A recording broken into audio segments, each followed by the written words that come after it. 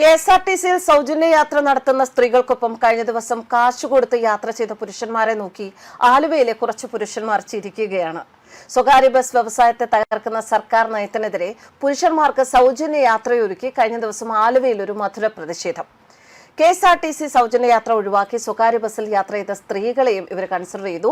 ഇവർക്ക് ലഡ്ഡു നൽകിയാണ് സ്വകാര്യ ബസ് ഉടമ പ്രതിഷേധിച്ചത്. എന്തായാലും ലഡ്ഡു നൽകി ഒരു പ്രതിഷേധം, അതുകൊണ്ട് തന്നെ ഇതിനെ നമുക്ക് മധുര പ്രതികാരം എന്ന് തന്നെ പറയാം.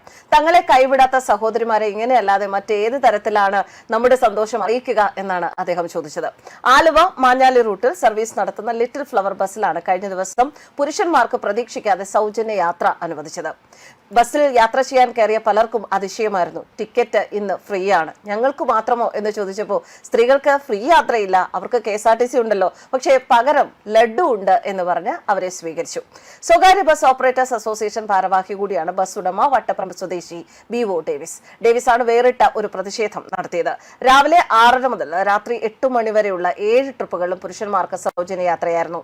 7 ട്രിപ്പുകളിലും സ്ത്രീകൾക്ക് ലഡ്ഡു വിതരണം ചെയ്തു.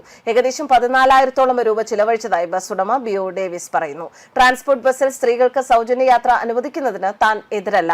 എന്നാൽ സ്വകാര്യ ബസ് വ്യവസായം അത് സംരക്ഷിക്കാൻ നികുതി കുറയ്ക്കാനെങ്കിലും സർക്കാർ തയ്യാറാകണം എന്നും ബിഒ ഡേവിസ് പറഞ്ഞു.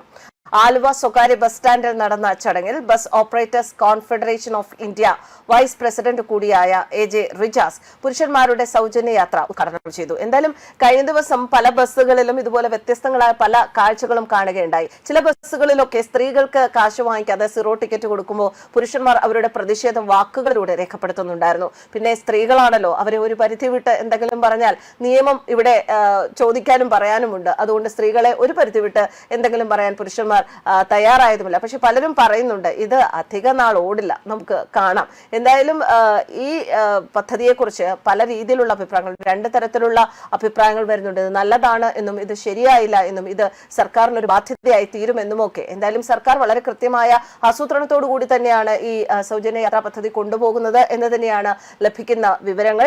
സൗജന്യ യാത്ര എന്ന് പറയുന്നത് സ്ത്രീകൾക്കും വിദ്യാർത്ഥികൾക്കും ഒക്കെ നല്ലൊരു സംഗതി തന്നെയാണ് എങ്കിൽ പോലും പുരുഷന്മാരും അവരും ഈ സമൂഹത്തിന്റെ ഭാഗമാണ്. അതുകൊണ്ട് തന്നെ അവർക്കും അവർ അർഹിക്കുന്ന രീതിയിലുള്ള എന്തെങ്കിലുമൊക്കെ സഹായങ്ങൾ ലഭിക്കണം എന്ന് പലരും മുഖ്യമന്ത്രിയോട് ആവശ്യപ്പെടുന്നു. അതിനിടയിൽ മുഖ്യമന്ത്രി കഴിഞ്ഞ ദിവസം പറഞ്ഞ പ്രസ്താവന പലരെയും ഒരല്പം വേദനിപ്പിച്ചിട്ടുണ്ട്, ചിലരെയൊക്കെ ചൊടിപ്പിച്ചിട്ടുണ്ട്. ഞങ്ങൾ എന്താ വീട്ടുകാരെ ഇതുവരെ നോക്കാതെ നടന്ന പുരുഷന്മാരാണോ, ഇതിപ്പോഴല്ലേ ഇങ്ങനൊരു സർക്കാർ ഇവിടെ വന്നത് എന്ന തരത്തിലുള്ള പല അഭിപ്രായ പ്രകടനങ്ങളും പല ബസ്സുകളിലും ഉണ്ടായിരുന്നു. എന്തായാലും ഞാനൊരു വാചകം ഇന്നലെ ഫേസ്ബുക്കിൽ കുറിച്ചിരുന്നു. പൊതുവെ സ്ത്രീകളാണ് കുശുംബികൾ എന്നാണ് പറയാറുള്ളത്. പക്ഷേ സഹയാത്രികരായ പല പുരുഷന്മാരുടെ മുഖത്ത് കഴിഞ്ഞ ദിവസം കുശുംബിന്റെ ജഗപുകയായിരുന്നു നിറഞ്ഞു നിന്നിരുന്നത്. ന്യൂസ് ഡെസ്ക് കർമ്മ ന്യൂസ്.